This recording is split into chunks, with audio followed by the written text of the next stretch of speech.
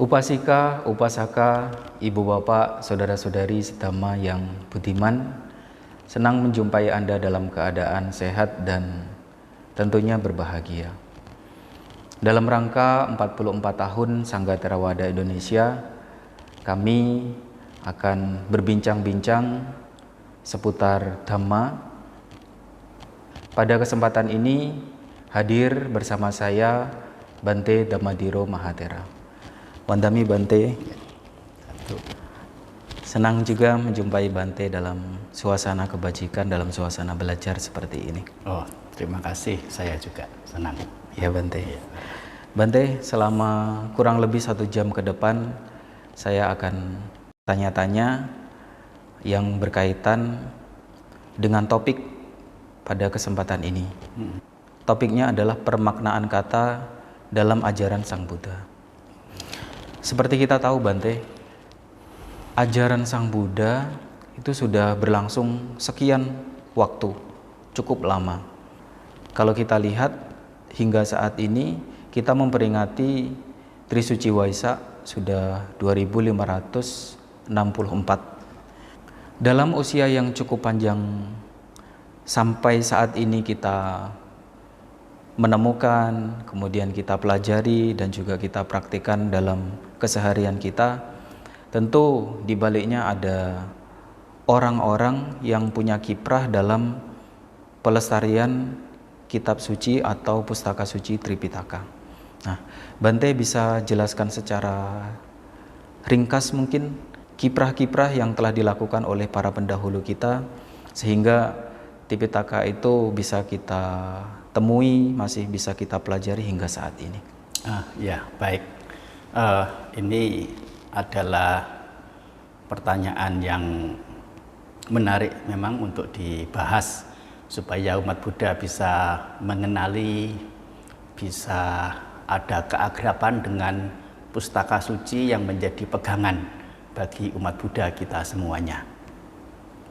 Tentu dengan panjangnya rentang waktu mulai Sang Buddha mengajar Dharma, yaitu 2564 plus 45 tahun. Oleh karena tahun Buddhis yang kita ikuti sekarang ini dimulai sejak Sang Buddha mangkat, yaitu Sang Buddha Parinibbana. Nah, rentang waktu yang sedemikian panjang ini tidak mungkinkah? Nah, mungkin ada orang bertanya-tanya, ada semacam ketidakjelasan ajaran. Oleh karena jangankan yang sudah ribuan tahun, hanya hitungan waktu tahunan saja itu sudah banyak yang beralih ajaran-ajaran itu. Ada versi ini, ada versi itu, apalagi kalau sudah dalam bentuk bahasa terjemahan. Nah, di sini bagaimana dengan ajaran Sang Buddha? Ya, tentu kita sangat berterima kasih yang tidak terhingga kepada para pendahulu, para senior, yaitu generasi penerus, para biku yang punya talenta, punya usaha, punya keyakinan yang teguh. Bukan melulu itu saja, tetapi juga nilai-nilai bajik, nilai-nilai mulia yang lainnya yang tentu beliau-beliau itu miliki. Nah, ini adalah bentuk. Jadi kalau Sang Buddha itu memiliki 3 sifat mulia utama, 3 hal, yaitu kebijaksanaan, kesucian, kewelas asihan. Ini diikuti oleh para siswa, yaitu mendengar ajaran Sang Buddha untuk mendapatkan, untuk mencapai kebijaksanaan. Demi apa? Demi dengan kebijaksanaan ini hatinya menjadi bersih, yaitu hati yang suci itu. Tetapi tidak cukup 2 hal ini. Masih ada 1 hal lagi yang menjadi hal penting yang kita semua mungkin jarang ungkap, yaitu sisi kewelas asihan. Sang Buddha sendiri setelah mencapai penerangan sempurna, ya sesungguhnya beliau sudah selesai dengan diri sendiri. sudah tuntas. Hanya saja, nah banyak makhluk, demikian beliau lihat, yang menderita tidak jauh berbeda dengan penderitaan beliau saat sebelum mencapai penerangan sempurna. Betapa penderitaan itu.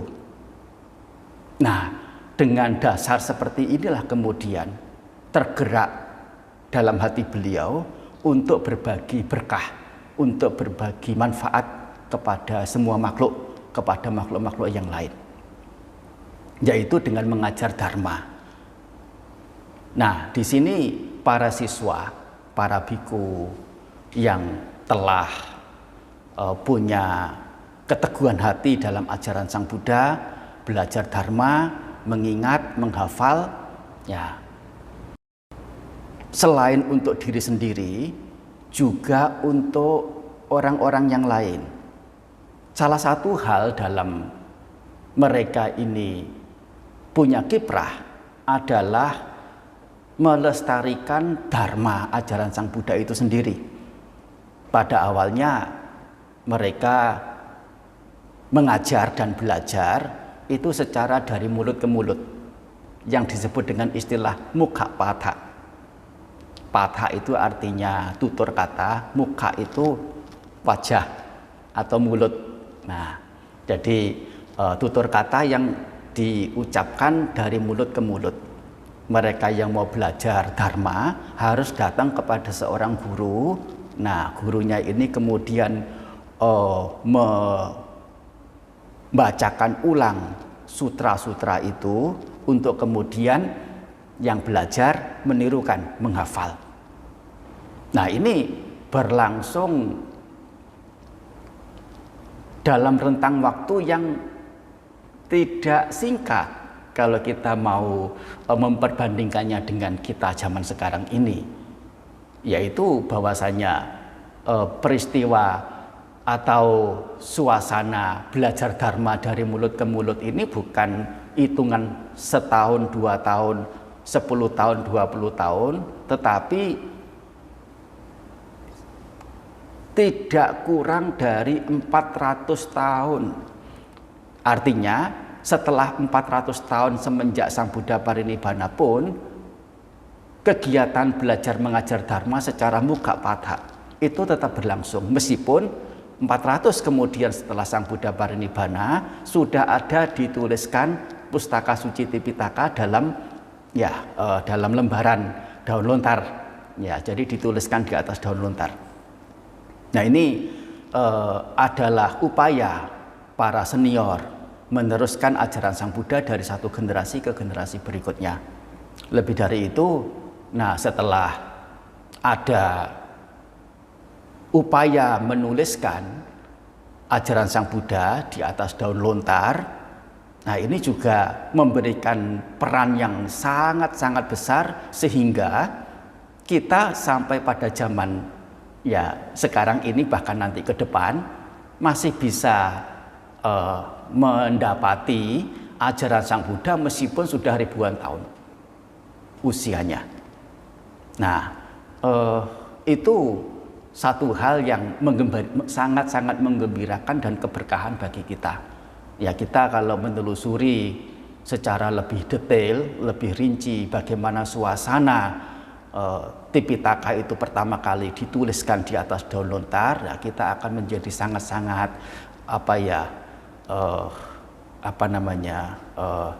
prihatin dan terenyuh, ya.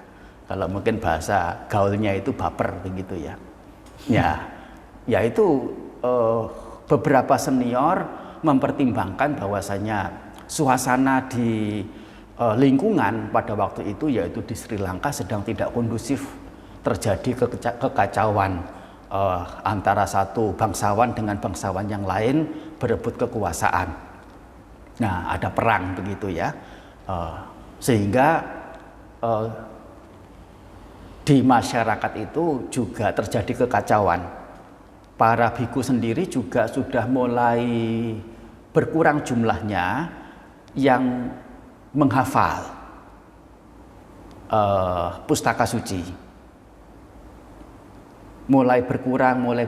Ini menumbuhkan keprihatinan bagi para senior, sehingga dengan apa adanya, dengan dibantu oleh seorang uparaja, yaitu semacam bupati begitu ya. Bupati ini punya keyakinan yang kuat pada Sang Buddha, meskipun rajanya pada waktu itu di Sri Lanka zaman-zaman itu tidak punya keyakinan pada Sang Buddha. Tetapi bupati ini sangat mendukung, sehingga dengan harta kekayaan yang dimiliki, bupati ini mendukung proses penulisan pustaka suci yaitu Tipitaka ini di atas daun lontar, yang ya itu kalau kita hanya sekedar melihat bentuknya seperti itu, ya kita menganggap remeh, menganggap enteng, oh hanya itu, hanya begitu. Tetapi prosesnya sangat-sangat luar biasa. Bayangkan menulis bukan dengan pulpen tetapi dengan guratan. Sangat sulit di atas daun lontar, dan daun lontar ini dibuat sedemikian rupa supaya bisa tahan lama. Mudah untuk digores juga, tahan lama juga. Lembar per lembar daun lontar itu disiapkan berapa keranjang. Untuk bukunya saja dibuat sebagai buku itu, nah rentangan Tipitaka saja itu sudah 1 depa. Itu bagaimana kalau dituliskan di atas daun lontar? Nah, suasana yang tidak kondusif, sangat-sangat tidak kondusif, terjadi paceklik, terjadi penyakit, wabah melanda pada waktu itu. Para biku yang menulis pada waktu itu sebagian jatuh sakit, sebagian sudah sangat tua, sudah sangat lemah. Ya, tetapi beliau tetap berusaha menulis, meskipun duduk sudah tidak kuat, berbaring menulis. Yang menulis tidak selesai, ya mengapa tidak selesai? Ya keburu meninggal, diteruskan oleh biku yang lain. Apakah bisa sama? Tetap pasti akan sama. Oleh karena mereka sudah ada dalam ingatan, dalam bentuk hafalan. Sehingga Tipitaka itu bisa tersimpan dalam bentuk tulisan. Trace back, menelusuri balik bagaimana ajaran Sang Buddha itu bisa lestari, ya kita tidak lepas dari menyebut beberapa senior yang punya peran besar. Di sini kita mungkin akan teringat dengan Bhante Ananda. Sebagaimana kita ketahui bersama, Bhante Ananda yang membaca ulang Sutta dan Abhidhamma, sedangkan Bhante Upali yang menguncarkan, membaca ulang Vinaya Pitaka. Nah, tetapi ada sosok yang justru punya peran yang jauh lebih besar, yang membuat atau yang menyebabkan ajaran Sang Buddha itu bisa terkumpul dengan baik dan tertata rapi, yaitu Bhante Mahakassapa. Apa peran beliau? Yaitu pada saat baru-baru Sang Buddha parinibbana, mangkat, para biku siswa Sang Buddha menjadi sangat bersedih. Oleh karena merasa tidak ada sosok yang dijadikan sebagai guru, sebagai patokan. Meskipun ya, Sang Buddha sudah menegaskan bahwasanya sepeninggal beliau, siapa yang akan menggantikan bukan siapa, bukan person, tetapi Sang Buddha menunjuk Dharma Winaya yang telah beliau ajarkan, beliau tetapkan. Itu yang menjadi guru mewakili Sang Buddha. Tetapi bagaimanapun yang namanya perasaan orang sebagai orang yang punya penghormatan, punya rasa ikatan emosional dengan guru yang sangat-sangat dicinta dan dihormat sedemikian rupa, ya tidak akan lepas dari rasa sedih. Nah, ini ada kemudian salah seorang biku tua, nah namanya Subhada. Dikatakan biku tua itu bukan artinya Mahathera atau bagaimana, tetapi ditahbiskan sewaktu usianya sudah tua. Nah, kalau biku yang tua karena wasanya itu disebut Thera Mahathera, tetapi ini ya ditahbiskan menjadi biku itu setelah usianya lanjut, sehingga ada istilah namanya mahalaka. Nah, lengkapnya ya supaya mudah begitu, yang dimaksud siapa? Subhada mahalaka.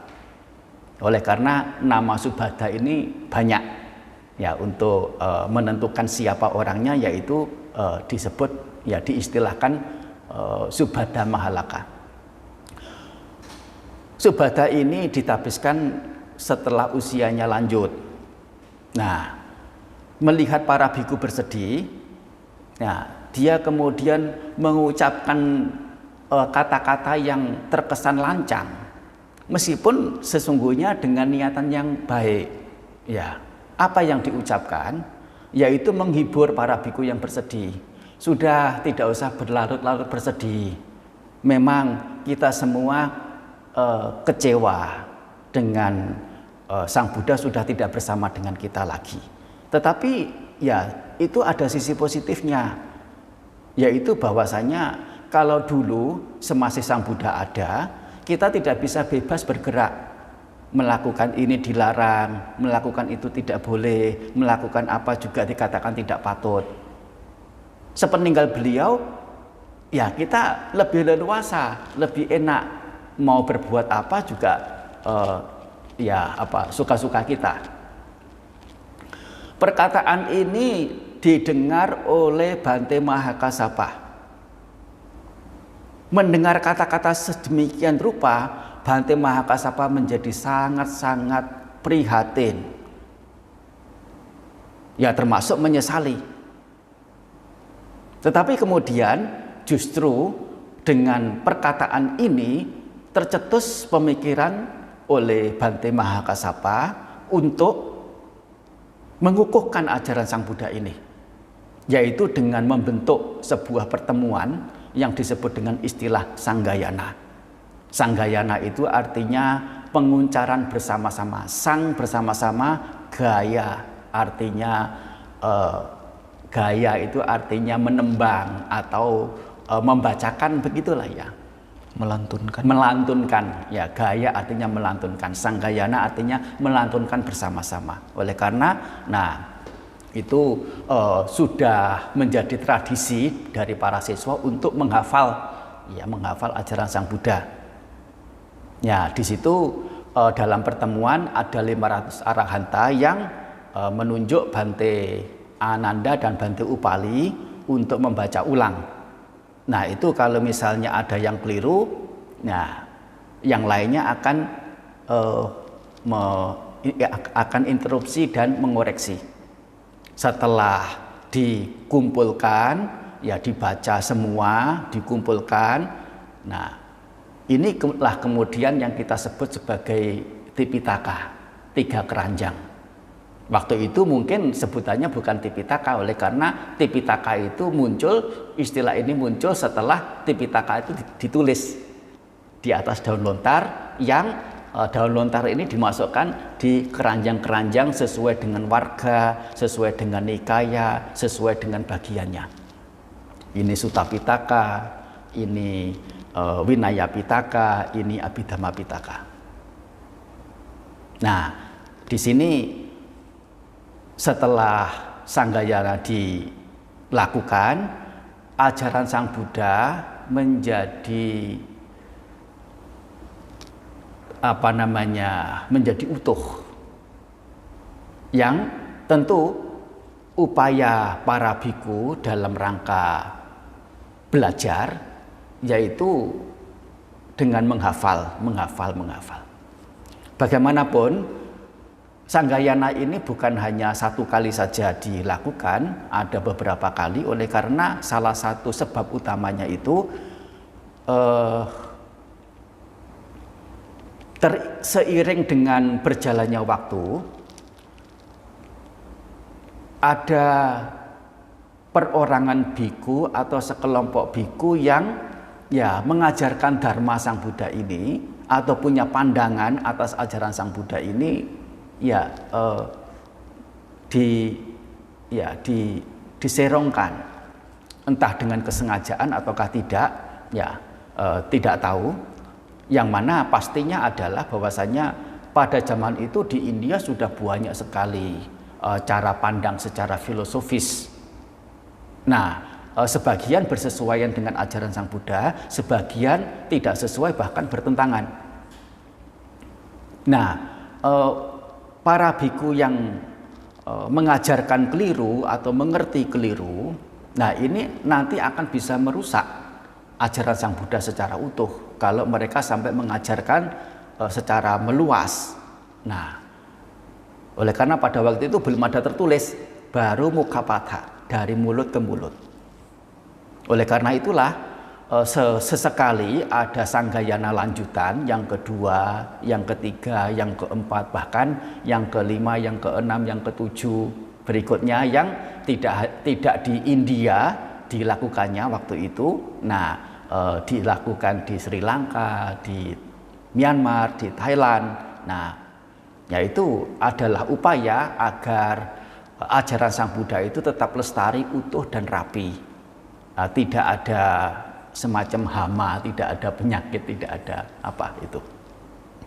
Nah, jadi ini adalah kronologis secara singkatnya ajaran Sang Buddha itu bisa lestari hingga pada zaman kita, dan bahkan pada saat nanti tidak ada ketentuan waktunya. Sejauh masyarakat dunia masih punya keyakinan pada ajaran Sang Buddha, saya yakin ya sejauh itu pula ajaran Sang Buddha yang sudah termaktub secara otentik dan tertulis ya secara jelas, dan sekarang ini tentu sudah sangat mudah kita semua menyimpan, ya bukan hanya dalam bentuk daun lontar lagi, tetapi juga dalam bentuk kertas, bahkan dalam bentuk soft copy ya lewat simpanan secara computerizing.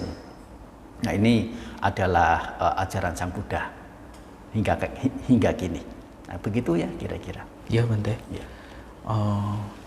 Dari rentang waktu yang cukup lama demikian itu sampai Tipitaka itu bahkan kita bisa temui sampai sekarang ini, dari peran serta para pendahulu-pendahulu kita, kemudian juga atas keyakinan umat-umat Buddha, para biku sangga di zaman sekarang ini,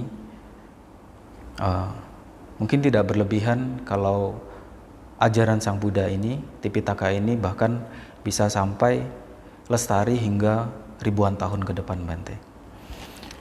Mengenai pustaka suci Tipitaka, Bante, kalau kita baca ada kata-kata yang di dalamnya itu merupakan sebuah perumpamaan-perumpamaan yang berkaitan dengan alam semesta, pohon-pohon, buah-buahan, bunga-bungaan, kemudian bahkan perumpamaan binatang-binatang atau hewan.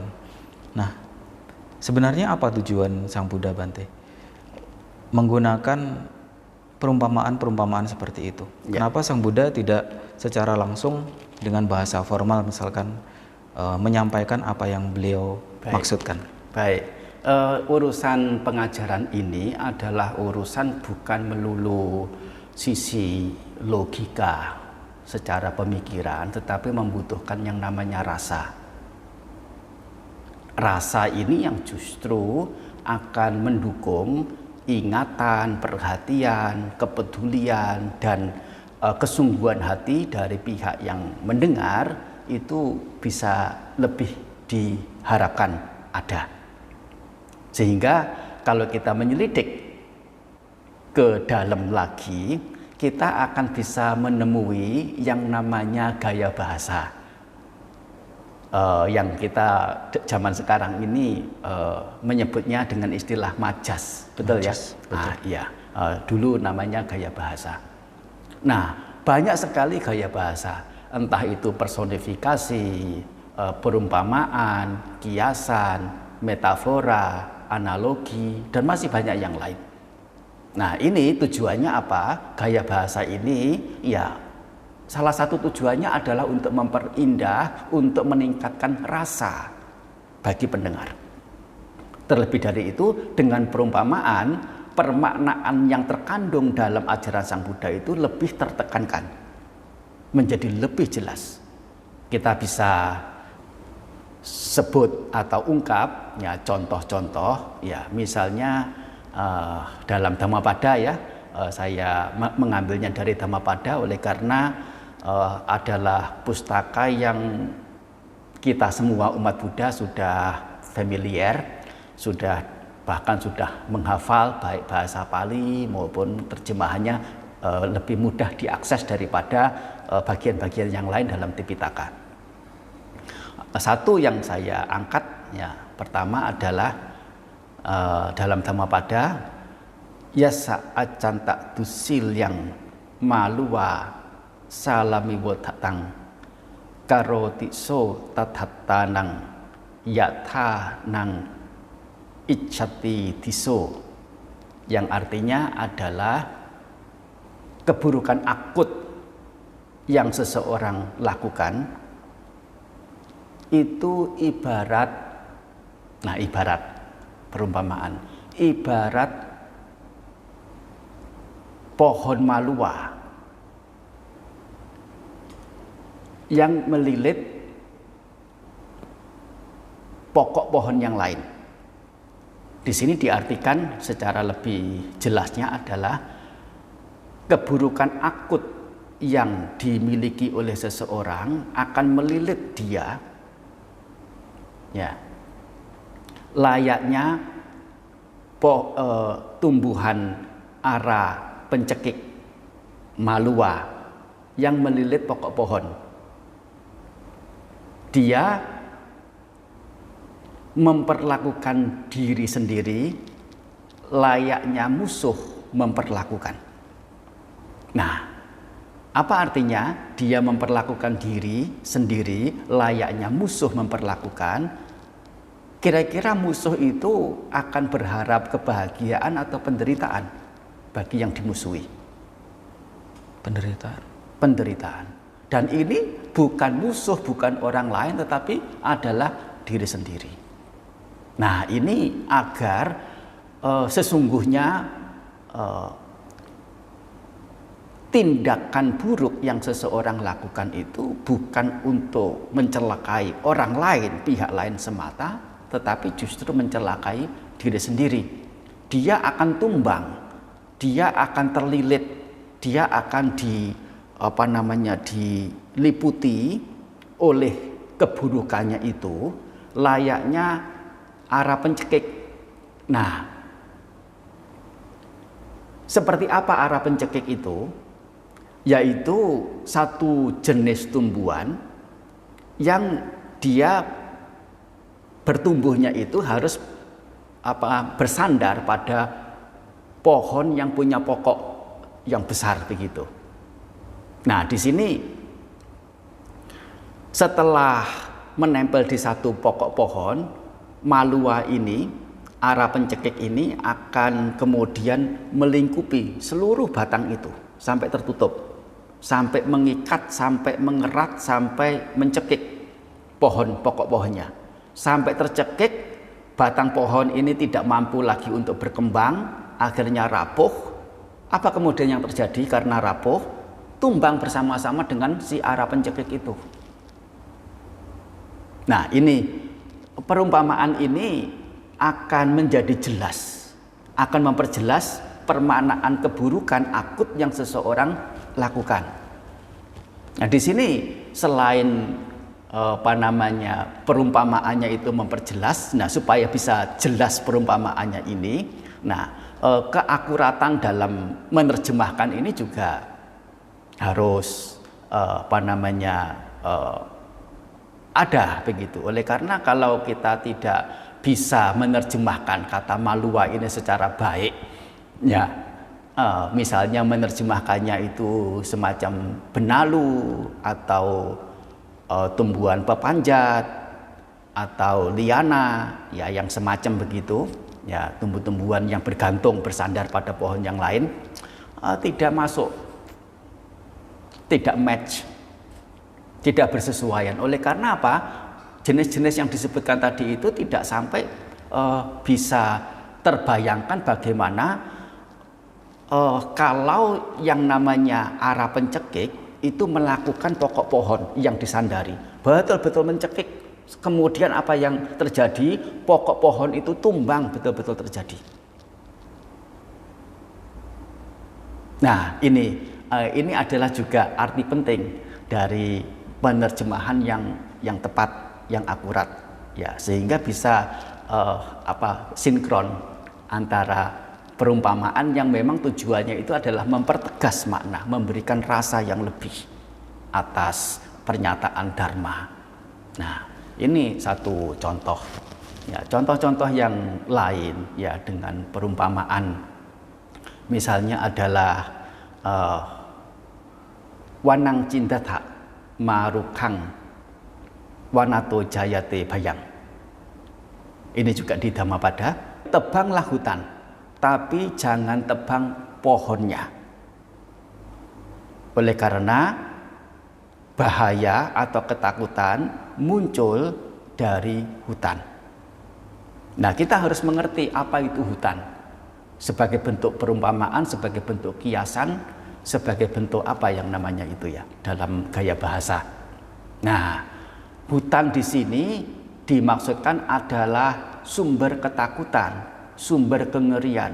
Kita bisa membayangkan bagaimana kondisi hutan, bukan hutan zaman sekarang ya, hutan karet, hutan jati ya, itu semua sudah rapi. Tapi hutan-hutan zaman dahulu, nah bukan hanya tumbuhan saja yang berserakan apapun bisa tumbuh, tetapi juga di sana berdiam, ya berada binatang-binatang buas, binatang-binatang yang membahayakan. Termasuk juga di sana ya ada tebing, ada jurang, ada ya pokoknya satu tempat yang tidak kondusif bagi manusia untuk berdiam secara nyaman.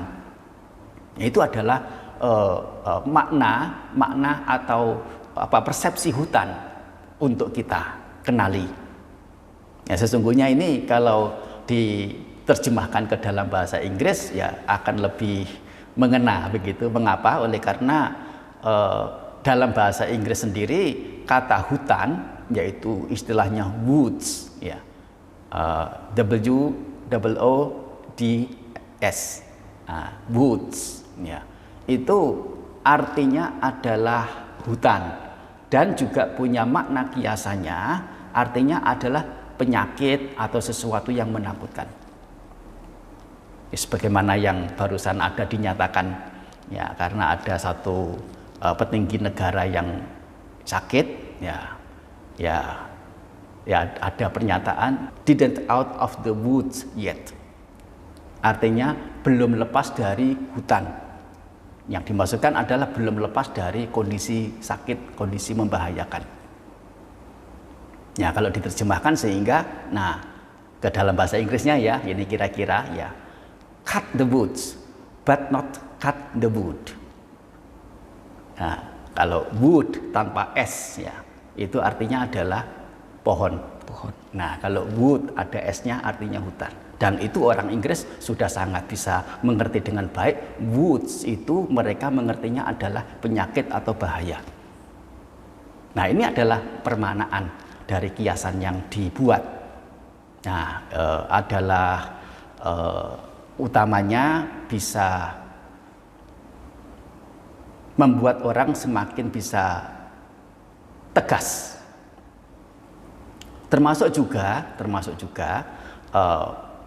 kiasan-kiasan yang lain. Ya, ini permisi bicara agak panjang. Ya. Gak apa-apa, Bante. Misalnya juga di Dhammapada sebetulnya banyak sekali. Ya, misalnya asaddo akatanyuca sandicedo jayonaro hatawakaso wantaso sawe uttama puriso. Artinya seseorang asaddo yang tidak punya keyakinan, akatanyu. Nah, kita mengerti katanyu artinya yang tahu budi, terjemahan secara umumnya ditambah a di depan yang merupakan penyangkalan, artinya tidak. A katanyu artinya tidak katanyu. Itu yang kita mengerti pada umumnya, yaitu tidak tahu budi orang, tidak tahu budi jasa orang. Kemudian sandicedo itu istilah untuk perampok atau penjara atau pencuri yang cara mencurinya itu dengan mencongkel engsel. Sandi itu artinya engsel, cedo artinya memotong. Si pencongkel engsel ya penjara maksudnya. Hatta wakaso itu artinya adalah ia yang menutup celah, menutup kesempatan, tidak memberikan peluang, yaitu mematikan. Satu lagi adalah wantaso, orang yang putus asa. Wantasa artinya putus asa, orang yang tidak ada harapan. Orang yang sedemikian ini sawe utama puriso, ialah yang dikatakan orang utama atau orang mulia. Di sini pembaca itu akan akan diajak untuk berpikir, kok bisa ya yang tidak punya keyakinan, yang tidak punya katanyu, yang sebagai penjara, yang menutup kesempatan, yang juga yang tidak ada harapan, dikatakan sebagai orang mulia, orang utama. Nah, dijelaskan kemudian di kata-kata ya, aksado artinya tidak punya keyakinan itu adalah orang yang sudah tidak perlu percaya lagi. Ya, misalnya ada contoh ya, kita diberitahu bahwasanya di satu tempat itu ada matahari yang masih tampak meskipun jam 11 malam, jam 12 malam. Sebelum kita menyaksikan itu oleh diri sendiri, kita hanya bisa untuk percaya atau tidak percaya atas pernyataan itu. Tetapi untuk beberapa orang yang kemudian pergi ke tempat itu yang ditunjuk, ya, yaitu salah satunya di Norwegia sana itu di musim panas sekitar bulan Juli, ya Juni, Juli, Agustus inilah. Nah, di wilayah-wilayah kutub utara, salah satunya Norwegia itu meskipun jam 11 malam, jam 12 malam, matahari akan masih ada tampak kelihatan. Begitu menyaksikan matahari di tempat itu pada waktu malam sedemikian rupa, dia menyaksikan sendiri, sehingga dia butuh percaya lagi ya tidak? Butuh yakin lagi tidak atas pernyataan itu? Sudah tidak dibutuhkan lagi. Oleh karena apa? Ya memang dia melihatnya. Yaitu maksudnya adalah suciwan. Suciwan yang telah merealisasi nibbana, yang telah menembus nibbana. Pada awalnya sebelum mencapai nibbana, sebelum merealisasi, modal utamanya adalah keyakinan, kepercayaan pada yang Sang Buddha katakan. Tetapi setelah merealisasi oleh diri sendiri, keyakinan tentang hal itu, kepercayaan tentang hal itu tidak diperlukan lagi, sehingga disebut dengan aksado, yang tidak punya keyakinan. Begitu. Kemudian akatanyu, yang secara umum ya kita menerjemahkannya tidak, katanyu itu tahu budi. Kata artinya yang telah dilakukan, yaitu kebajikan yang telah dilakukan. Nyu artinya tahu. Tahu kebajikan yang orang lain telah lakukan. Ditambah a di depan, katanyu menjadi yang tidak tahu kebajikan yang pihak lain telah lakukan, yaitu tidak tahu budi jasa orang. Ini adalah terjemahan secara umum, yang mana kata akatanyu ini sendiri sesungguhnya bisa diterjemahkan dalam sisi yang lain, yaitu bukan dipotong a dan katanyu, tetapi pemotongannya adalah akata dan nyu. Apa itu arti katanya? Apa arti kata akata? Akata itu artinya adalah sebuah keberadaan yang tidak dibuat. Akata, sebagaimana yang dalam pustaka Udana, ya, aja tang abhutang akatang asangkatang akata. Artinya yang tidak terbuat. Apa itu yang dimaksudkan di sini adalah nibbana. Akata nama lain dari nibbana. Nyu artinya tahu, yang telah mengetahui, yang telah merealisasi nibbana. Nah, ini adalah arti akata nyu yang sesungguhnya. Jadi jangan disalah mengerti, oh orang suci itu adalah orang yang sudah tidak perlu berterima kasih lagi. Sebagaimana yang mungkin beberapa orang mengerti. Nah, ini adalah bagaimana kita memahami dharma. Ya, mendorong kita untuk berpikir dan memahami secara benar. Dengan demikian itu akan menjadi impresif, mengesankan. Karena mengesankan menjadi teringat, dan karena ingat tersimpan lama dalam pemikiran seseorang yang siap untuk sewaktu-waktu digunakan ajaran itu. Nah, ini kemudian sandicedo, pemotong engsel. Nah, kata engsel di sini ya, sandi itu artinya persendian. Ya, engsel ini bisa sendi pintu, engsel pintu.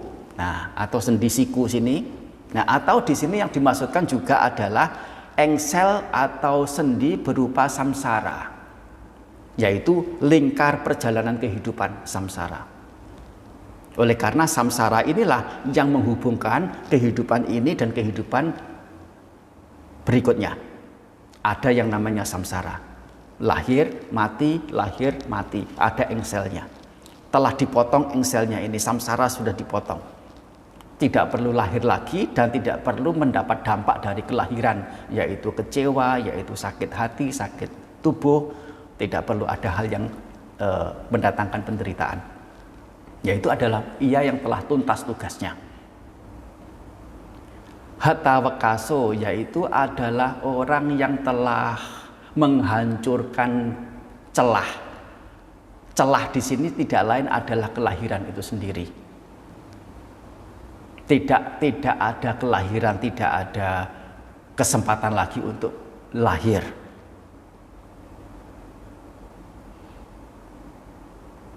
Oleh karena sudah tidak ada benih kebajikan dan benih keburukan yang dibuat, yang itu akan memberikan buah, yaitu kelahiran-kelahiran di alam-alam. Oleh karena sudah memotong keburukan dan kebaikan, tidak ada lagi kelahiran, yaitu sudah pada pencapaian titik puncaknya. Ya, yang terakhir wantaso atau wantasa. Ya, artinya orang yang sudah putus harapan. Ya, seorang yang sudah suci begitu ya, mau berharap apa lagi? Sudah tidak ada pengharapan. Yang mana ini pengertian putus asa, putus harapan ini adalah bisa dimengerti secara umumnya. Yang memang umum secara mengerti itu siapa? Adalah orang-orang yang punya harapan terhadap sesuatu, tetapi di atas kemampuan, di atas jangkauan untuk mendapatkan, sampai kemudian menyerah, sehingga dikatakan sebagai putus asa. Nah, ini perbedaan antara keduanya, jauh sekali perbedaannya meskipun dengan satu kata yang sama. Ini adalah perumpamaan-perumpamaan. Satu lagi ya, satu lagi misalnya adalah Matarang Pitarang Hantwa Rajano Dwe Cakat Tiye Ratang Sanucarang Hantwa Anigo Yati Brahmano. Seorang Brahmana, yaitu seorang muliawan, simbol kemuliaan, istilah Brahmana ini dalam agama Buddha. Seorang Brahmana yang telah membunuh ibu, yang telah membunuh ayah, yang telah membunuh kedua rajanya, yang telah membunuh penduduk wilayah, dan juga telah membunuh pengikut-pengikutnya, dia akan tanpa penderitaan pergi berlalu. Artinya sudah tidak ada derita lagi karena membunuh itu semua. Nah, ini tentu adalah kiasan, bukan makna yang sebenarnya. Secara common sense, pemahaman umum, apakah mungkin seorang suciwan seperti Sang Buddha menganjurkan untuk membunuh ibu, membunuh ayah, membunuh raja? Tentu tidak mungkin. Nah, ini apa? Ya perlu diketahui. Nah, dari penjelasannya itu, ibu itu adalah simbol penglahir. Yang melahirkan di sini apa? Kalau dalam Dharma adalah tanha atau kegandrungan. Bahwasanya karena ada kegandrungan atau ada menyenangi ini, menyenangi itu, menyenangi apa? Menyenangi alam manusia, menyenangi alam surga, termasuk menyenangi keburukan. Makhluk-makhluk ini terlahir sesuai dengan yang disenangi itu. Terlahir di alam neraka, di alam peta, di alam surga, di alam manusia, terus tumbuh lahir ke sana kemari sesuai dengan yang diinginkan itu.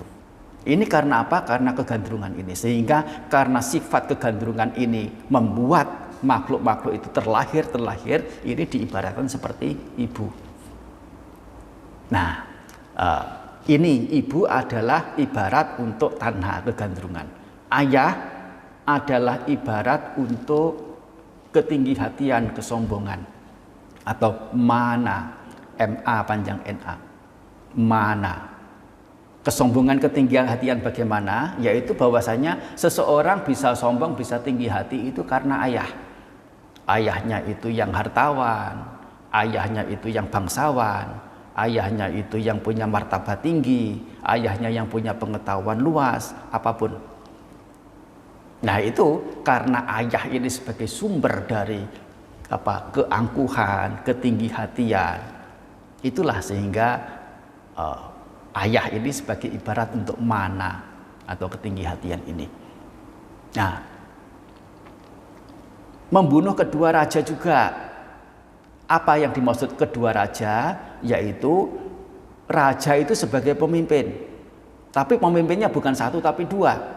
Yang dimaksudkan di sini adalah pandangan keliru utama, dua.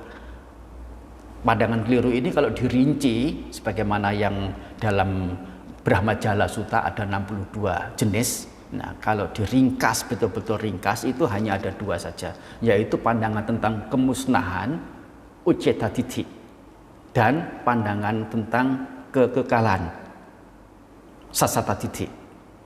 Maksud uceta ditti, pandangan tentang kemusnahan, pandangan keliru tentang kemusnahan ini adalah keberadaan yang ada sekarang ini, apapun, baik yang hidup maupun yang mati, tidak ada sebab.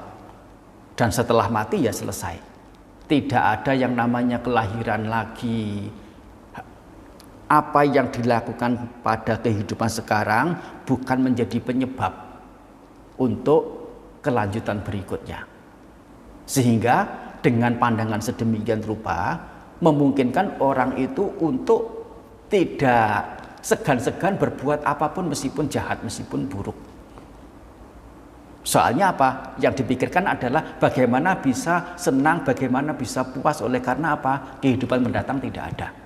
Ini bukan sebab. Tidak ada sesuatu yang menjadi lanjutannya. Ini adalah pandangan keliru yang umum dipegang oleh masyarakat dunia. Satu lagi adalah pandangan tentang kekekalan, yaitu sasata ditti.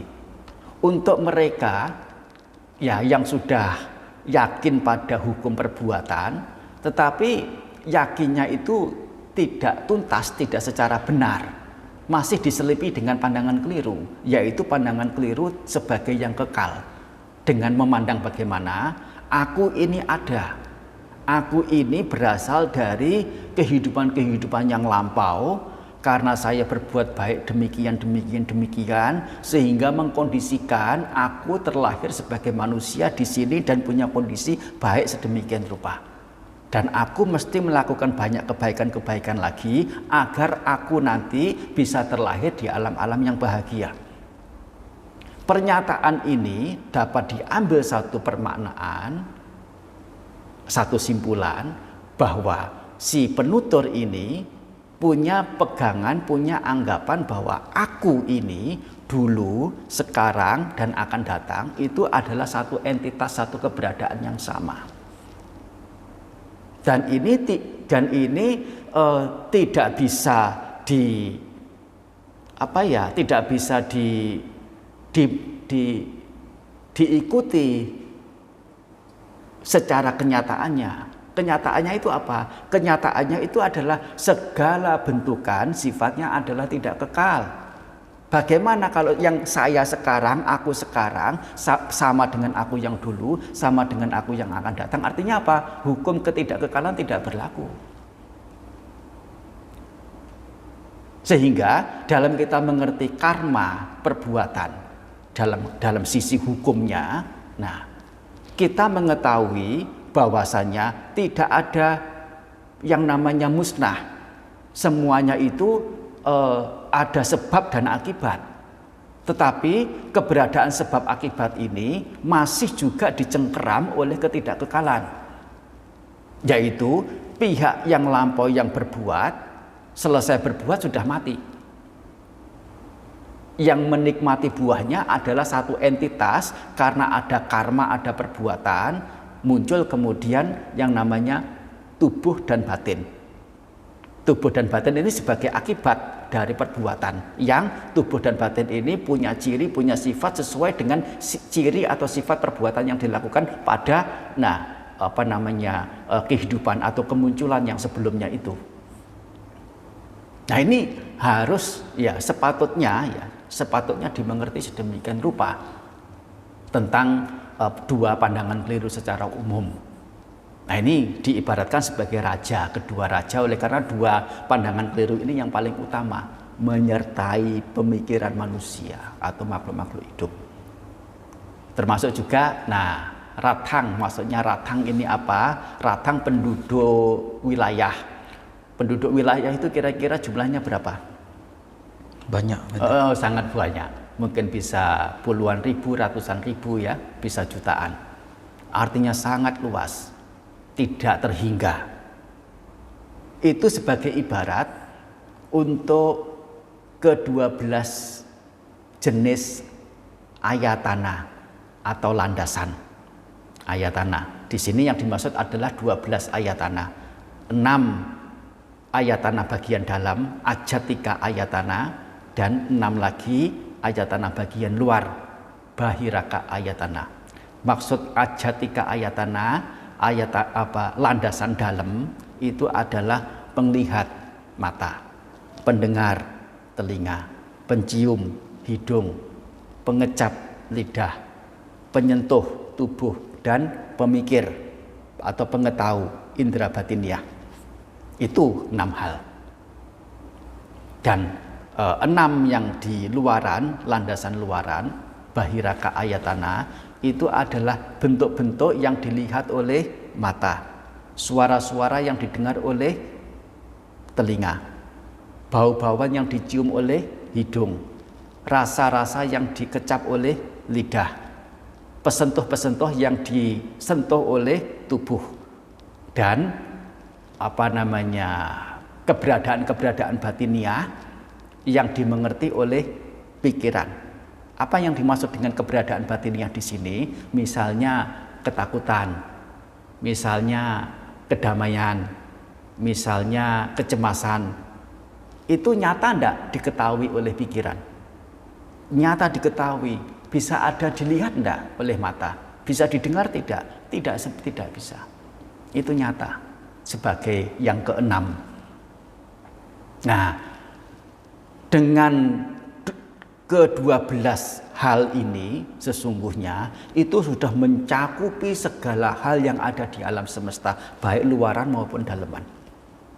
Sehingga ada ibarat itu seperti penduduk wilayah, rathang. Jadi rathak di sini maksudnya adalah ke-12 jenis ayatana, landasan. Nah, satu yang terakhir adalah sanucara. Sanucara artinya pengikut. Sesungguhnya pengikut, ya seseorang kalau ada pengikut, apa yang dilakukan pengikut? Untuk menghambat yang diikuti atau untuk mendukung yang diikuti? Tentu namanya pengikut ya untuk mendukung yang mengikuti. butuh apa, perlu apa yang perlu dilakukan, apa yang perlu diberikan. Tetapi dibunuh pengikut ini. Apa yang mengikuti makhluk hidup adalah nandiraga, kesenangan, kegemaran, ya kepuasan. Yang itu ya urusannya dengan kesenangan indrawi kebanyakan. Sehingga meskipun pengikut ini yaitu kesenangan indrawi ini juga harus dipotong. Dengan telah memotong yaitu dengan membunuh sekian hal itu, orang suci Brahmana, ya, kata Brahmana ini dalam ajaran Sang Buddha sebagai ya istilah untuk menamai orang suci juga. Seorang Brahmana akan tanpa kesedihan, akan tanpa penderitaan pergi berlalu.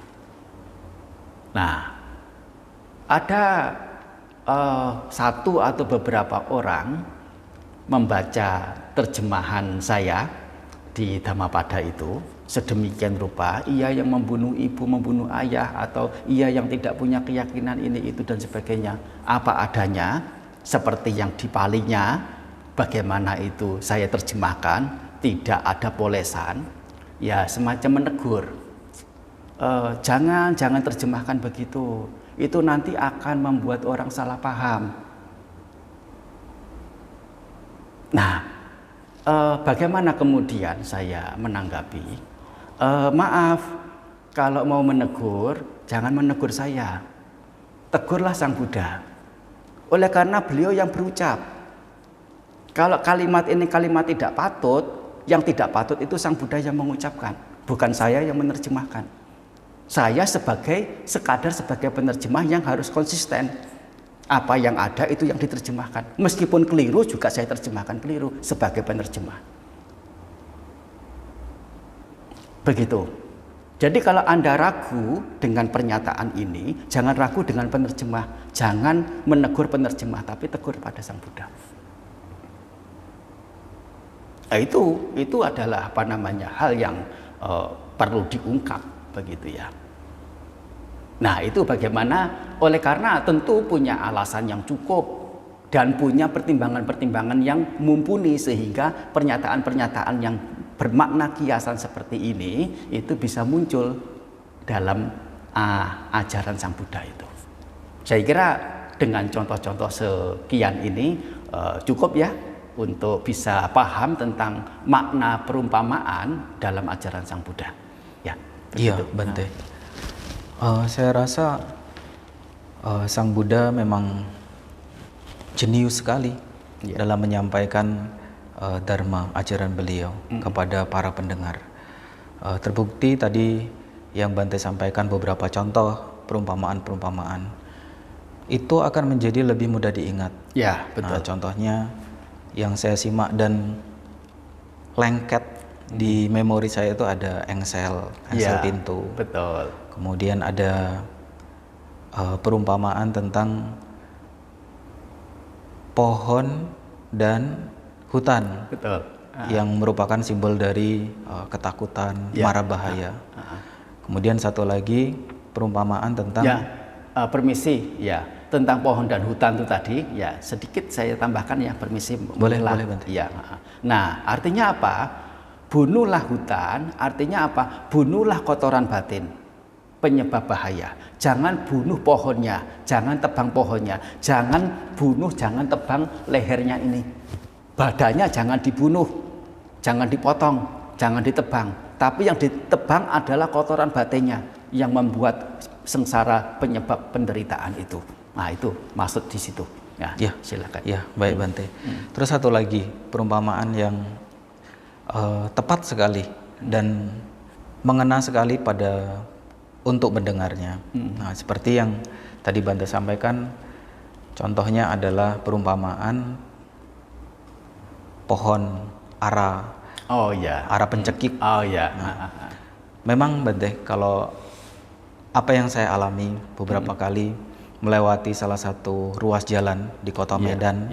Nah, itu ada satu pohon yang saya rasa itu adalah pohon ara pencekik yang seperti Bante ceritakan iya, tadi. iya. Jadi ada satu pokok pohon yang kokoh memang, tetapi dililit oleh pohon yang lain, yaitu ara pencekik itu. Dan memang kalau saya melihat di situ mengerikan sekali. Betul. Ya. Hanya tinggal tunggu waktu saja. Menyaksikan sendiri. Betul. Tetapi tahu tidak, sewaktu mendapati kata Maluwa ini harus diterjemahkan apa ke bahasa Indonesianya itu, aduh, sangat susah payah. Sudah cari. Ada dalam terjemahan bahasa kedua, dalam hal ini adalah bahasa Thai, ya. Itu digunakan istilah kuno yang 50 tahun, 100 tahun, bahkan lebih yang lalu untuk tumbuhan itu yang tidak ada dalam daftar nama tumbuhan dengan disertakan kata Latinnya. Itu menjadi menyulitkan saya untuk membuat semacam mencari padanan kata atau bukan padanan tapi terjemahan dalam bahasa Indonesia. Itu hitungannya bukan bulanan tapi tahunan untuk mencari satu kata ini saja. Dan sesungguhnya sudah putus asa. Hanya setelah mencari-cari sesuatu yang lain, kata yang lain, tanpa sengaja begitu ya, tanpa sengaja membaca sebuah artikel yang menjelaskan tentang yang namanya ara pencekik. Ini dia. Lah itulah. Aduh, rasanya semacam mendapatkan berkah. Begitu. Iya. Baik Bante, sebelum kita lanjut ke pertanyaan berikutnya, boleh Bante kita minum dulu. Iya, terima kasih.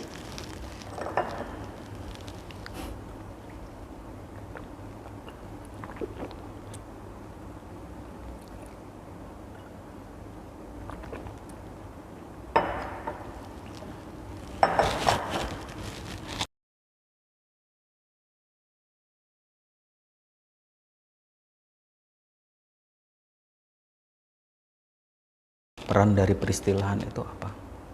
Mungkin nanti Bante bisa sampaikan atau jelaskan dari sisi mendalamnya. Oh, baik. Yang terpenting di sini adalah pemahaman. Sejauh apa kita telah memahaminya secara sesuai, secara baik, yaitu tidak lain adalah secara sebenarnya. Kita sering mendapatkan membaca terjemahan yang sepertinya kita mengerti. Tetapi kalau diminta untuk menjelaskan apa yang dibaca itu menjadi kesusahan. Dan kalaupun menjelaskan juga tidak mampu, tidak benar juga. Di sini perlu jeli sesungguhnya. Apa yang kita baca semestinya betul-betul bisa kita pahami secara baik, secara jelas. Ya banyak contoh sesungguhnya yang ya seperti misalnya segala kondisi batin diawali oleh pikiran misalnya. Segala kondisi batin diawali oleh pikiran. Kondisi batin, arti kondisi batin itu apa? Kondisi artinya keberadaan bukan? Iya. Artinya keberadaan batin bukan? Iya. Sekarang batin dan pikiran apa bedanya? Tidak beda, sama. Lah terus kalau ditanya, ya maksudnya apa ini kalimat ini? Segala kondisi batin diawali oleh pikiran. Bingung juga. Keliru kata-kata ini. Bukan kondisi batin, tetapi semestinya dituliskan kondisi batiniah. Nah, kondisi-kondisi yang sifatnya itu mental. Yang dimaksud di sini adalah cetasika atau faktor-faktor batiniah seperti misalnya kegiuran, keserakahan, keyakinan, kebijaksanaan, ingatan dan sebagainya. Namanya cetasika. Ini yang semuanya ini diawali oleh yang namanya pikiran, yaitu cita, yaitu winyana. Ini yang dimaksudkan. Sehingga kalau dengan terjemahan yang sedemikian rupa, segala kondisi batin diawali oleh pikiran. Mengerti enggak? Ya mengerti. Bagaimana menjelaskan? Bingung. Ya, sejauh apa kita telah sadar, betul-betul paham dengan apa yang dibaca. Ini sangat penting.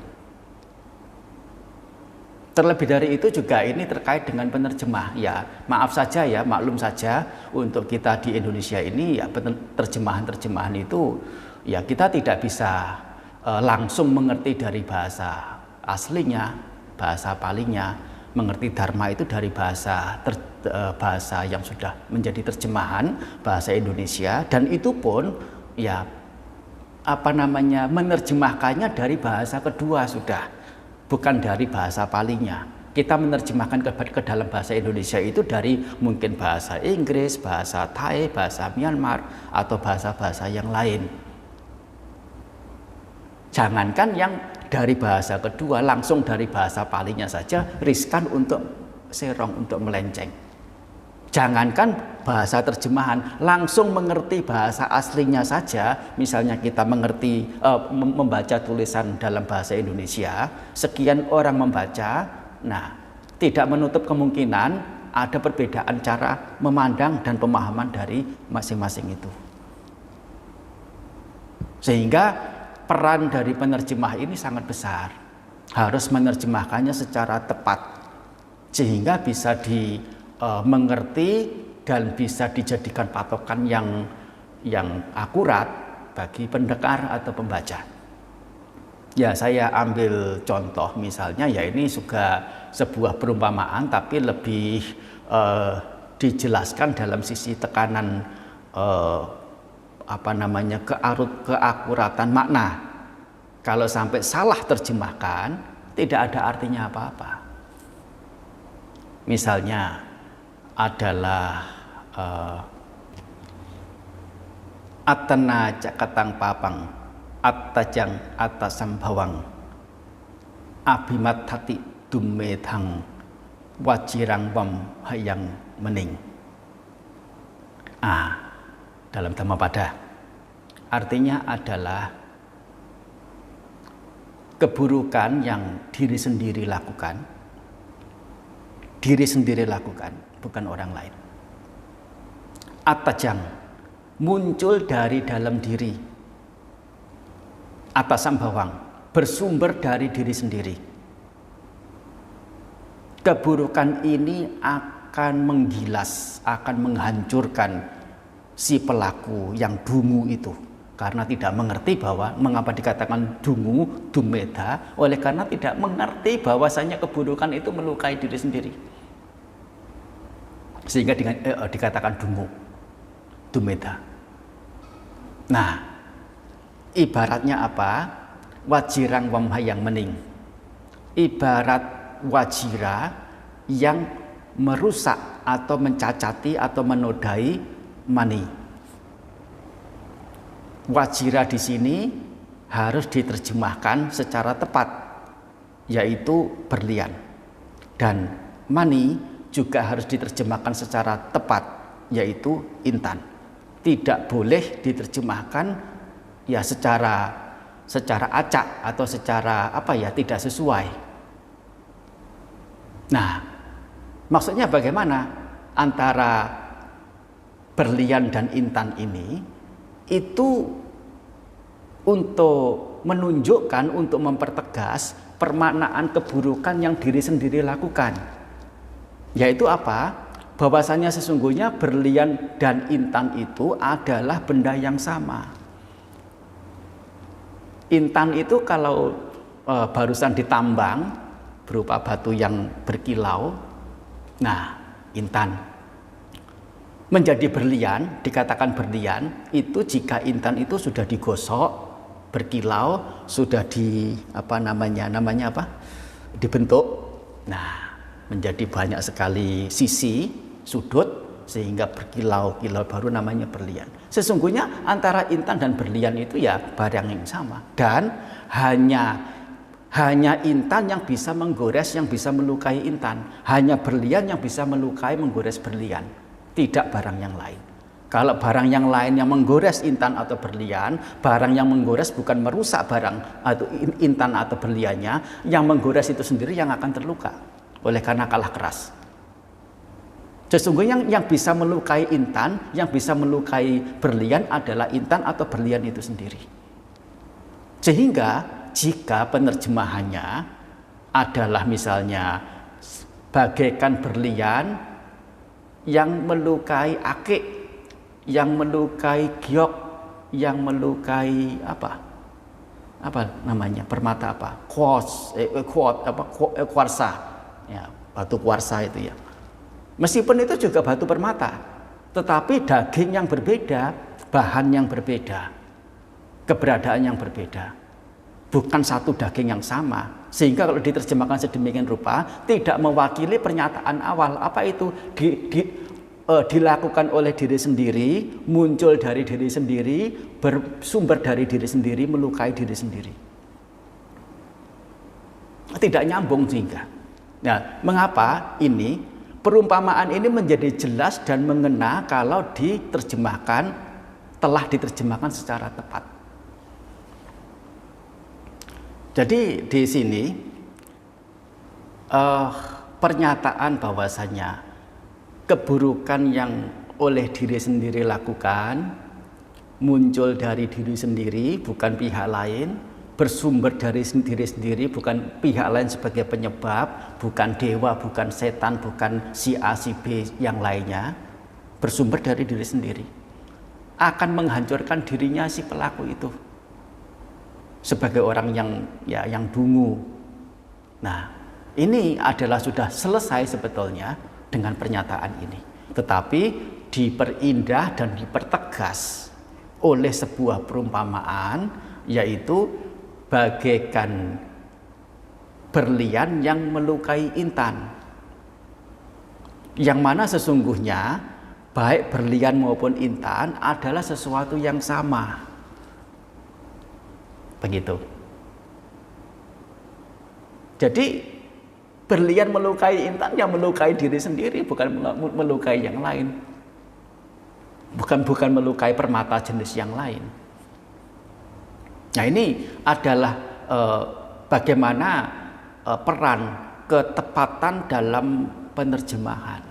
Oleh karena kita belum punya kemampuan yang cukup untuk mengerti secara langsung dari bahasa Palinya. Kita mengandalkan terjemahan, sehingga sejauh apa tentu sangat penting keakuratan atau ketepatan penerjemahan itu. Ya, ini adalah termasuk juga selain ini tentang ketepatan dalam penerjemahan, juga penerjemah memahami tentang konteks, begitu. Banyak sekali konteks itu yang membedakan arti. Seperti misalnya kata dharma. Nah, dharma itu kalau dalam pemahaman kita itu artinya ajaran Sang Buddha lagi. Artinya adalah kebaikan, artinya adalah kebenaran. Sesungguhnya makna kata dharma ini banyak, dan kalau dilihat di kamus Pali yang namanya Abhidhana, Abhidhana itu kamus dari bahasa Pali ke bahasa Pali, tidak kurang dari 80 permanaan kata dharma itu. Dharma artinya sebab, seperti misalnya dhammanyu athanyu. Nah, dhamma artinya sebab,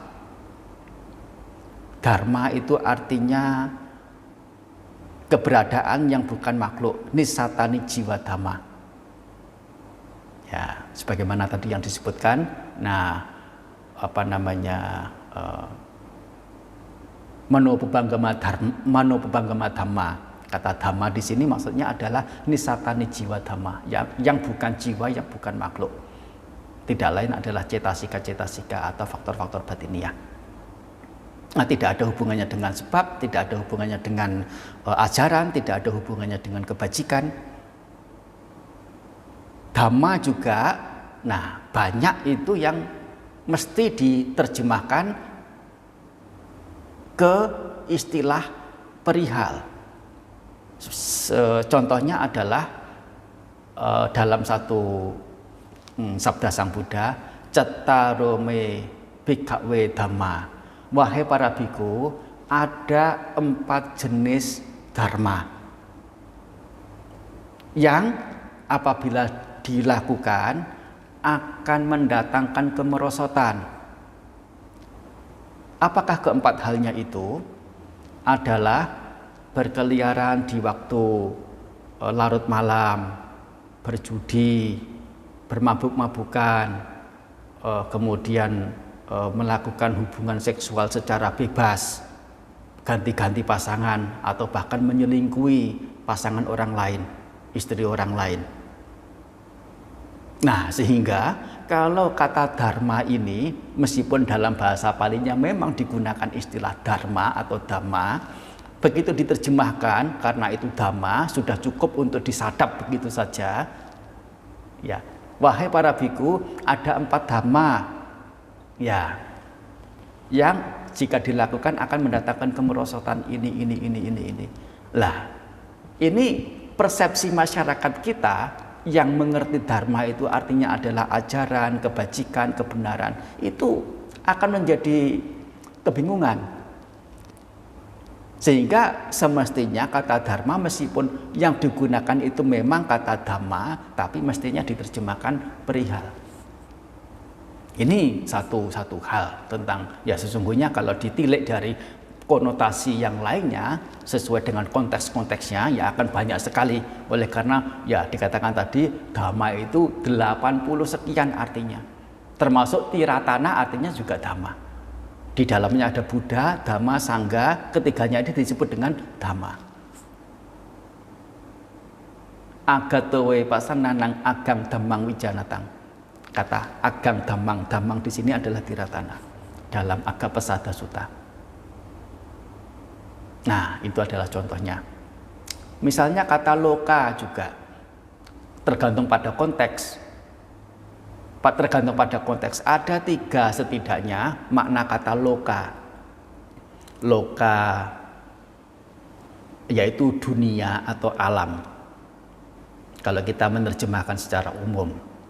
Loka dalam bahasa Pali itu bisa artinya memang dunia ini, yaitu ada bumi, ada langit, ada angkasa, ada matahari, ada bulan.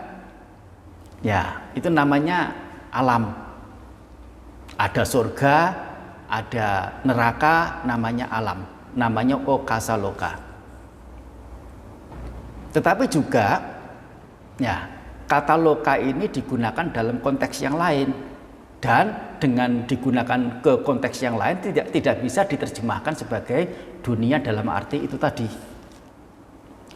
Artinya adalah masyarakat makhluk-makhluk inilah, makhluk-makhluk dunia.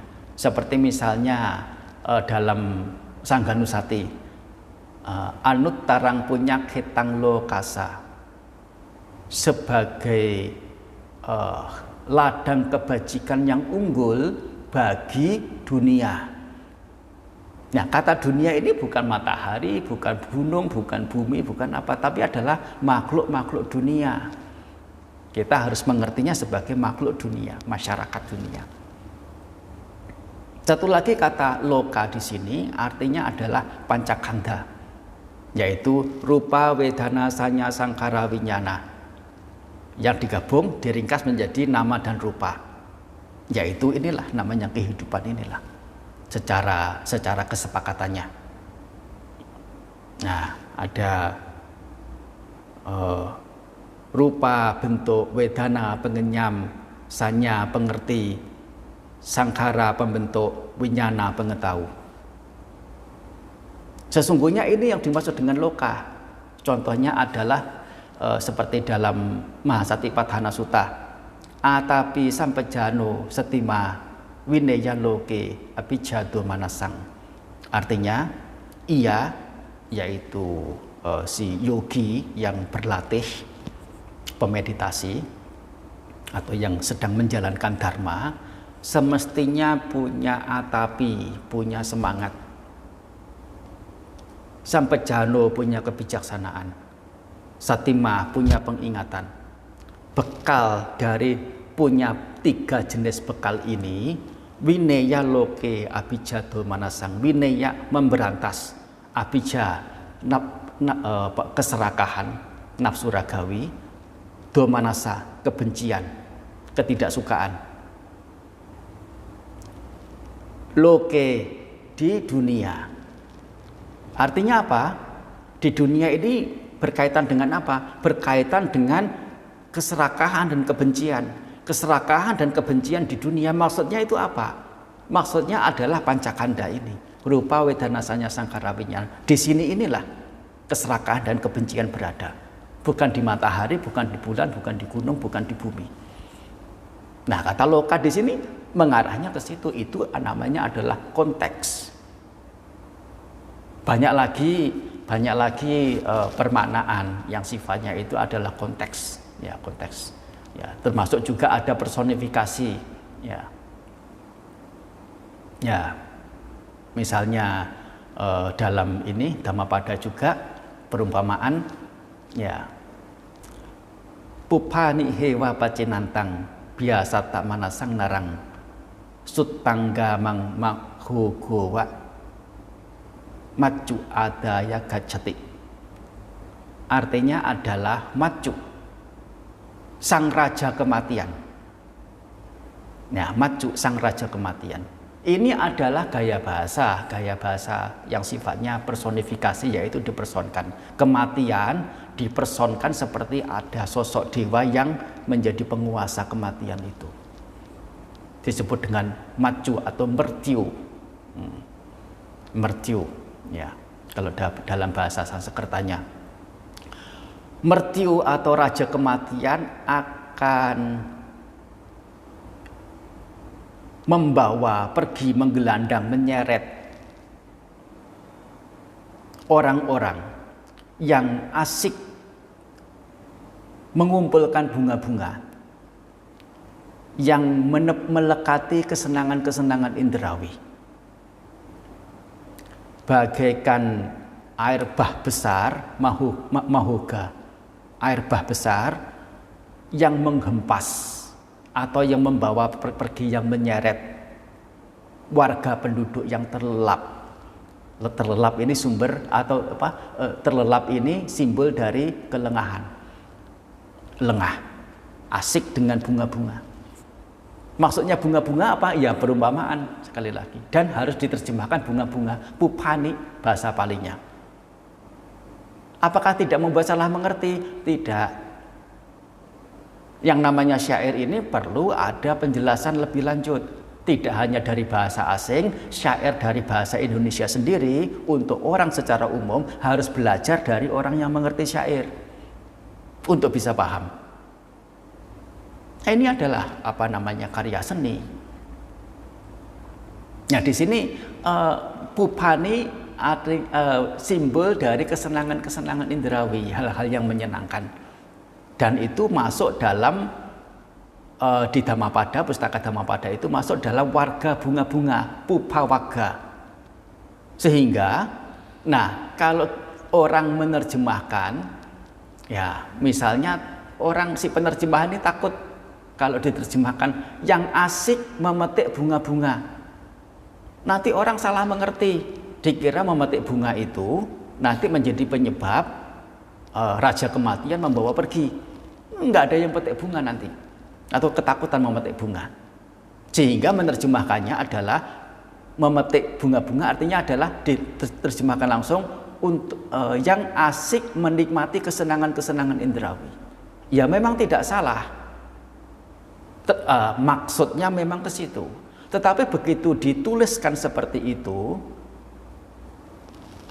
warna dari bagian sebagai pupawaga, warga tentang bunga, tidak tampak mana ada kata-kata bunganya.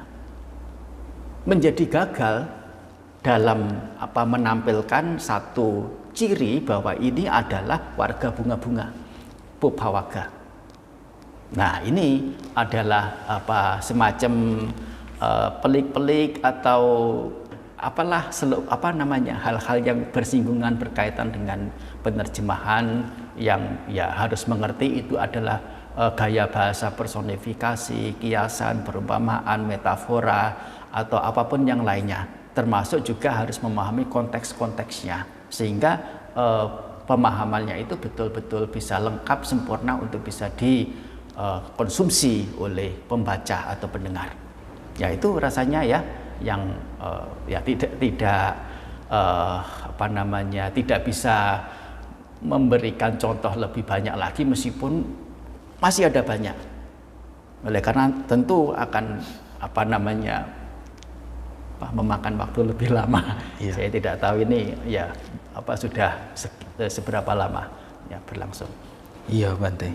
Sebenarnya memang asik ya kalau membahas sesuatu hal dengan narasumber yang memang menguasai dalam hal itu. Ya, masih ada sesungguhnya. Ya, belum membahas tentang istilah manusia dalam konteks kico manusapati labo. Mendapatkan kehidupan sebagai manusia adalah hal susah. Nah, itu sebetulnya adalah ya bisa permanaan yang langsung secara ini permisi menyela ya. Iya, Bante.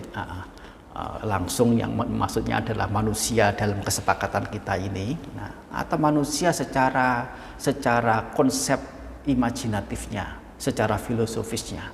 Apa yang dimaksud di situ adalah satu keberadaan batin yang disertai dengan rasa atau tekad dalam menghindari, menjauhi hal-hal yang buruk baik lewat ucapan maupun lewat tindak tanduk, yaitu setidaknya dengan menjalankan 5 sila. Itu yang namanya kriteria sebagai manusia. Untuk mendapatkan satu keberadaan batin yang diwarnai dengan tekad menghindari hal yang buruk baik lewat ucapan maupun tindakan, itu hal yang sulit. Oleh karena apa? Kebanyakan orang melanggar. Kalau tidak melanggar justru melampaui, yaitu apa? Punya cinta kasih, punya kedermawanan, puas dengan pasangan sendiri, tidak mabuk-mabukan dan sebagainya, yang nantinya itu maksudnya dengan kesadaran ya, banyak sadar, banyak ini. Nah, nantinya malah justru melampaui kehidupan sebagai alam manusianya ini, yaitu ke alam dewa. Kalau tidak ke alam dewa, langsung menjurus ke alam sengsara, alam peta, alam neraka, alam binatang, alam asura. Sulit untuk berada di alam manusia ini. Dikatakan ya, diibaratkan lingkar itu. Nah, satu lingkar, satu ya, bundaran begitulah. Nah, dilempar di tengah samudra. Nah, ada kura-kura, satu ekor kura-kura yang setiap 100 tahun sekali muncul ke permukaan untuk bernafas. Nah, satu ketika kura-kura itu tepat berada di gelangnya itu. Kemungkinannya itulah kelahiran sebagai manusia.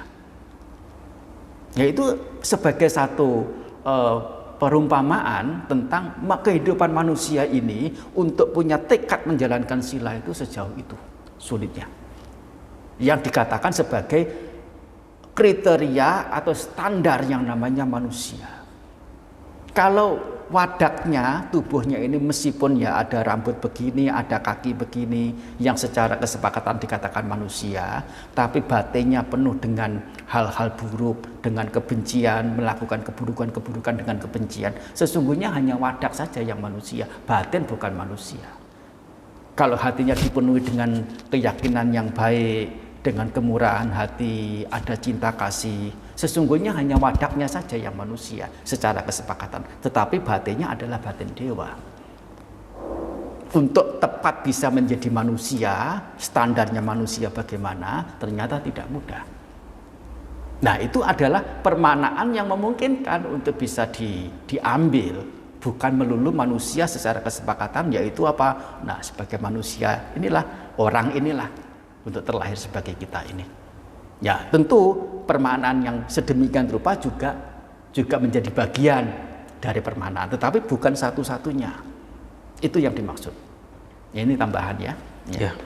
Baik Bante, terima kasih banyak. Bante, satu pertanyaan lagi sebagai penutup. Ya. Seberapa penting peran bahasa untuk menjalankan ajaran Sang Buddha, Bante? Oh ya, ini pertanyaan yang bukan hanya bagus tetapi juga mengarah ke sesuatu yang sangat-sangat mendalam, sesuatu yang sangat esensial. Ini hubungannya erat dengan yang namanya Patisambhida. Apa itu Patisambhida? Patisambhida artinya penembusan. Patisambhida ini menjadi prasyarat seseorang untuk mencapai kesucian tertinggi, yaitu arahata. Setiap arahata, ya dikatakan, pasti telah menembus 4 jenis Patisambhida. Ya, 4 itu apa? Yaitu Dhamma Patisambhida, Attha Patisambhida, Niruti Patisambhida, dan Patibhana Patisambhida. Saya akan jelaskan secara singkat satu persatu. Dhamma Patisambhida itu artinya menembus keberadaan sebagai sebab. Attha Patisambhida menembus keberadaan sebagai akibat. Misalnya karma. Begitu ada kata karma, orang akan langsung menjadi mengerti ini adalah sebab. Ini adalah Dhamma Patisambhida. Misalnya berhasil, misalnya mendapatkan sesuatu yang menyenangkan, bahagia, aman, tenang. Begitu mendengar kata-kata sedemikian rupa, yang mendengar mengertinya sebagai Attha Patisambhida, yaitu adalah akibat. Begitu mendengar kata magga, jalan, orang akan langsung menjadi tahu ini adalah sebab. Begitu mendengar kata phala, buah, seseorang akan langsung menjadi tahu itu adalah buah. Langsung menjadi tahu itu artinya yang menembus, yang punya Patisambhida. Ini. Nah, ada 2 hal lagi, yaitu Niruti Patisambhida. Niruti ini artinya adalah bahasa, paham dengan bahasa, permaknaan satu kata. Tanpa ada dasar pemahaman kata, sebagaimana bahwasanya ajaran itu bisa ditransfer, bisa dialihkan ya lewat kata-kata. Kalau kata-kata ini tidak dipahami secara benar, kemungkinan untuk menembus dharma juga tidak ada. Niruti Patisambhida. Dan satu lagi Patibhana itu tanggapan atau kecekatan dalam menanggapi, dalam mengolah. Ini juga perlu penembusan, Patibhana Patisambhida. Di sini kita bisa mendapatkan satu pemahaman tentang peran penting bahasa itu bagi seseorang dalam menjalankan Buddha Dharma sebagai prasyarat untuk mencapai kesucian atau keberhasilan dalam ajaran Sang Buddha ini. Jadi tidak boleh diremehkan. Ya, itu kan hanya istilah. Itu kan hanya ya yang meremehkan seperti ini itu artinya ya belum memahami sifat, ciri, dan termasuk pokok-pokok ajaran dalam agama Buddha, apa yang Sang Buddha ajarkan. Nah, itu singkat saja seperti itu ya, tentang arti penting bahasa sesungguhnya. Ya, baik Bante. Ya, para upasika, upasaka, ibu bapak, saudara-saudari sedama yang budiman, melihat sisi manfaat dari mengetahui, memahami dari permaknaan kata seperti yang telah Bante Dhammadhiro tadi jelaskan. Jadi di waktu-waktu mendatang kiranya memang membutuhkan waktu yang khusus untuk mengadakan kajian-kajian Tipitaka. Mungkin dalam lingkup kecil Bante bisa membahas makna-makna yang terkandung dalam Parita Suci.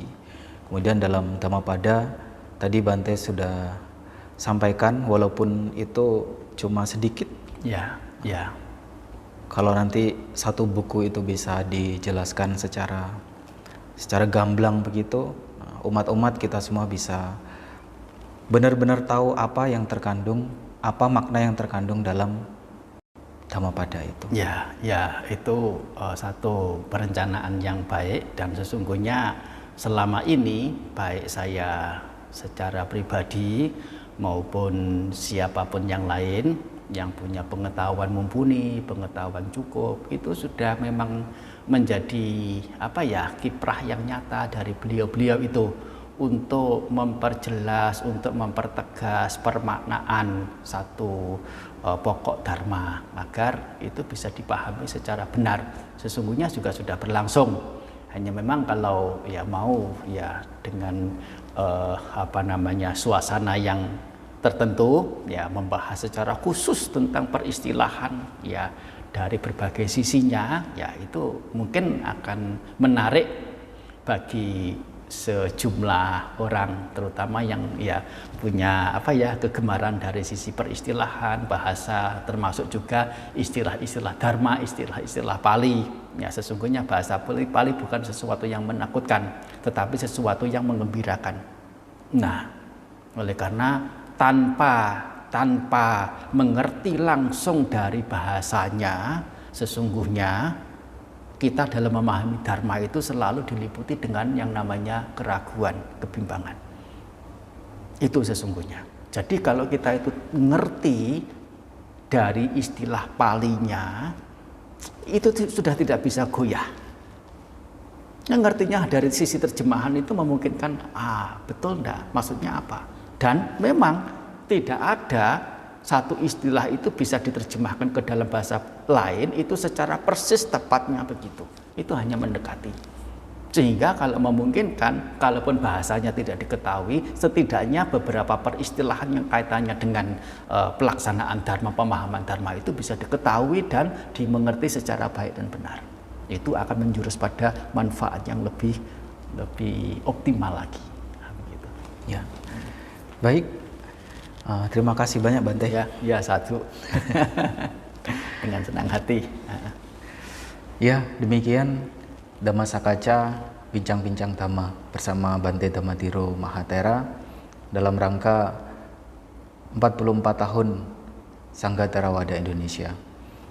Semoga upasika, upasaka, ibu bapak, saudara-saudari sekalian mendapatkan manfaat dari apa yang sudah disimak ini. Terima kasih. Saya akhiri dengan Sabbe Sata Bhavantu Sukhitata. Semoga semua makhluk hidup berbahagia. Terima kasih Bante. Ya, satu. Terima kasih.